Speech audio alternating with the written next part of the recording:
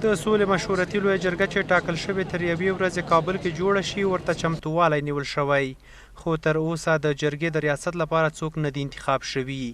ولسمشرۍ ماڼۍ وایي چې د مشورتي لویې جرګې مشري جهادي مشر عبدالرب رسول سیاف ته پیشنهاد شوی، خو که سیاف د جرګې له ریاست څخه امتناع وکړي نو په بل انتخاب به کار وکړي. ریاست خو کله چې وایم چې دوام د هغې جرګې دی طبعا چې استاد به وي، نو که چېرته استاد پکې ګډون ونه شي کولی د روغتیا پر اساس باندې بیا به تصمیم نیول کېږي او دا تر وخت مخکې ده.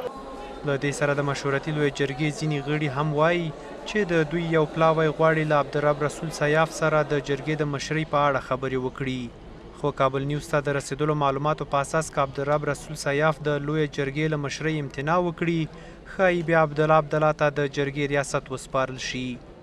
یو ساعت مخکې چې موږ کوم اداري هیئت سره جلسه درلودله چې استاد سیاف ته ملاقات خبره وه چې موږ 6:30 بجې نن د استاد سره د ریاست مسله کې ورسره کینو، نو هلته بیا بهتره معلومه شي چې آیا استاد مریض دی. په دې کې هېڅ شک نشته، تېر کال هم مریض و، تېر کال هم اکثره مجالس یې نیمګړې وې او په ویلو کې په آخر اوس باندې راغلو او خپل غیر رسمي کارونه یې مخته ویلو، په ځای باندې جانشین یې معاون و. نو دا به 6:30 بجې معلومات وشي چې آیا ریاست استاد سیاف کوي او که بل څوک. تر اوسه پورې خاص هغې نه دی کړی چې یو کاندید دی اوسېږي چې یا عبدالله یا یونس قانوني یا داوودزی یا بل څوک وي، او دا به 6:30 بجې معلومیږي چې د لوی جرګې مشورتي لوی جرګې ریاست چا په غاړه. په ورته مهال د مشورتي لوی جرګې لپاره چمتووالی هم په جدیت سره روان دی. افغان حکومت د طالبانو 4,600 بندیان آزاد کړه، خو د پاتې 400 بندیانو د آزادېدو په هدف مشورتي لویه جرګه راوبلله څو دوی د دغو بندیانو د آزادېدو په اړه پریکړه وکړي. د مشورتي لویې جرګې ګډونوال وایي چې په هیواد کې د سولې ټینګښت یې لومړیتوب دی او ټینګار کوي چې هیواد کې د سولې ټینګښت لپاره به د 400 طالب بندیانو آزادېدو لپاره خپله مثبته رایه وکاروي.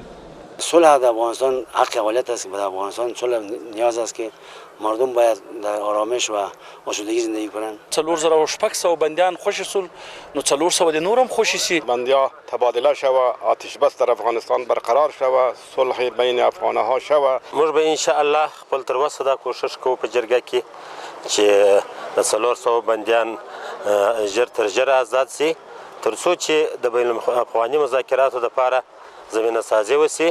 حکومت مشورتي لویه جرګه د 4,600 طالب بندیانو له آزادېدو وروسته د پاتې 400 بندیانو د سرنوشت په تړاو رابللې ده، خو ویل کېږي چې د پاتې 400 طالب بندیانو له جملې هم د اختر شپو او ورځو کې یو شمېر آزاد شوي دي. د طالبانو او افغان حکومت ترمنځ د سولې بین الافغاني مذاکراتو د پیلېدو لپاره افغان حکومت د 400 بندیانو د آزادېدو په هدف مشورتي لویه جرګه رابللې. دغه جرګه به سبا خپله لومړنۍ ناسته ترسره کوي او د بندیانو د آزادېدو لپاره به خپل نظرونه وړاندې کوي. میرویس سلام زوی، کابل نیوز.